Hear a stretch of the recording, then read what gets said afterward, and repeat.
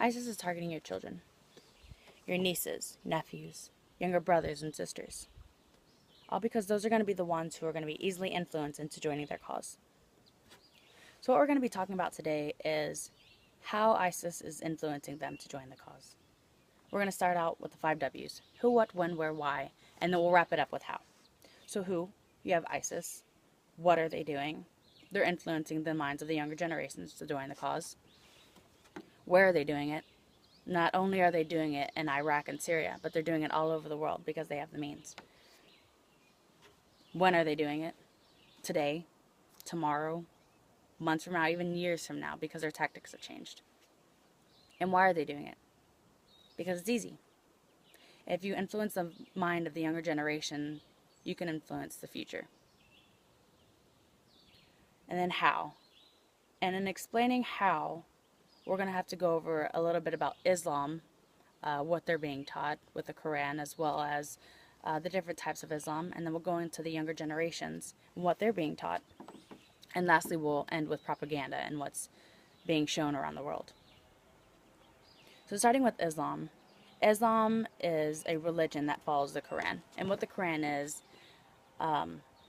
it's basically similar to the Bible for the Muslims. And like the Bible, it has stories, prophecies, as well as rules and guidelines that the Muslims need to follow, also known as Sharia law. And the different types of Islam are going to be the Sunni and the Shia. With Sunni, they believe as though the next prophet should be one who is through direct bloodline of the original. So think of it as a king passing down the throne to a son. And with Sharia law, they believe as though the next prophet should be appointed. So kind of like the Pope. Now, ISIS, they follow under the Sunni religion. They still follow the Quran, they follow Sharia law, but they do it in a little bit more extremes. So something from the Quran says, "If anyone does not listen to my words, that the prophet speaks in my name, I myself will call him into account." Deuteronomy 18:19.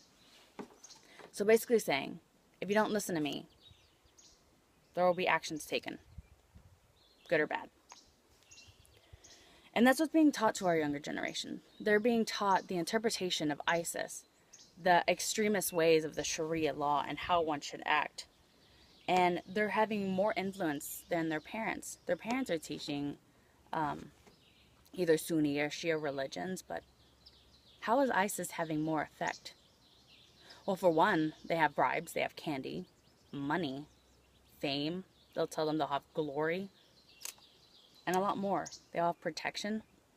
For one instance, there have been airstrikes in Syria and Iraq, and according to CNN, there is a child named Nasir, and while these airstrikes were happening, the children were terrified, absolutely petrified. And when they were with ISIS, ISIS told them that they would take better care of them than their parents could. That's kind of a big thing. And while this child was in training, he was told that his parents were non-believers and that he needed to go home and kill his parents as his first job. How hard is that? As a child between the ages of 5 and 15, to go home and kill your parents. I mean, for me, that'd be kind of something difficult. Either I listen to the ones that I love and take care of them and leave them to stay alive, or I listen to the ones who are providing all these glamorous things, as well as protection, and the capability to fight. Some listen, and they'll do it, but some don't. So what about those who don't listen? What happens then?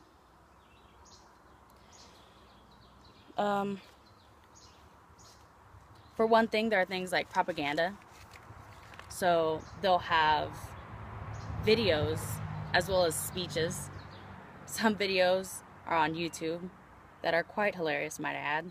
They make fun of westernized countries as well as the US for our presidents, how we spend our money on bombs, which cost billions of dollars, and when they're spending little to nothing on bullets, and they say that they're winning the war.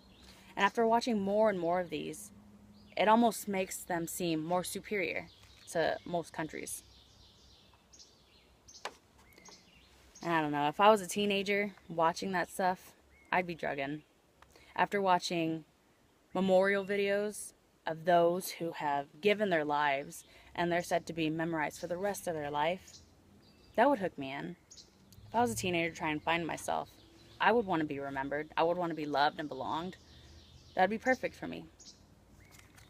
So some join.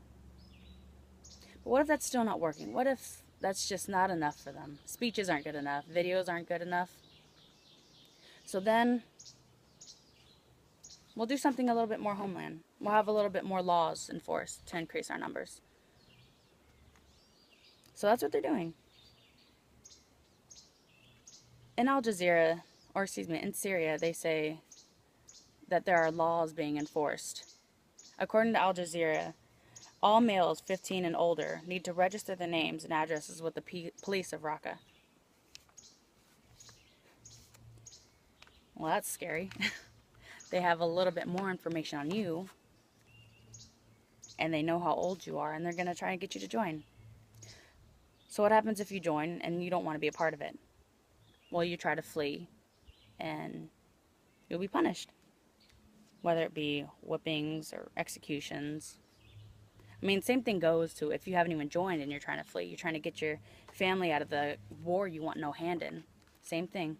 Fees, whippings, or public executions.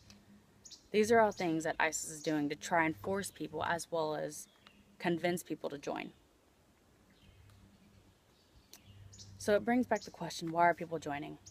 There's multiple reasons. I've just gone over a few of them.